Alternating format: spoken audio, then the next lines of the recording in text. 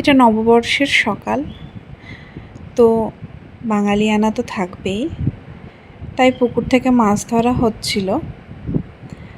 তারপর বাড়িতেই ছিলাম, যেহেতু খুব গরম ছিল বাইরে যাইনি, পরের দিকে গেছিলাম। তো রেডি হয়ে চলে গেছিলাম ঝাড়গ্রামে। সন্ধ্যা হয়ে গেছিলো বেরোতে বেরোতে, তো ওখানে পৌঁছে গেছিলাম। তারপর একটা প্রোগ্রামে গেছিলাম। নববর্ষে যে বর্ষবরণ প্রোগ্রামগুলো হয়, খুব সুন্দর লাগছিল, গাছে ঘেরা সবুজের মধ্যে।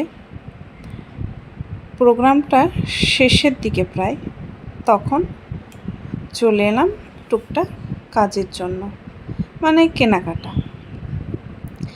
এখানে কিছুটা কেনাকাটার পর গ্রসারি শপ থেকেও যেগুলো লাগতো আমাদের, সেগুলো কিনে নেওয়া হলো। তারপর খাওয়া দাওয়া, যেহেতু তখন অনেকটা রাত হয়ে গেছে, রেস্টুরেন্টে লোকজনও কম ছিল, ওই 10:30 হবে।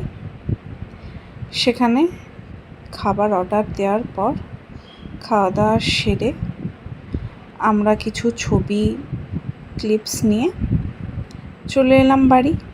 আর নববর্ষর দিনটা সুন্দর কাটালাম।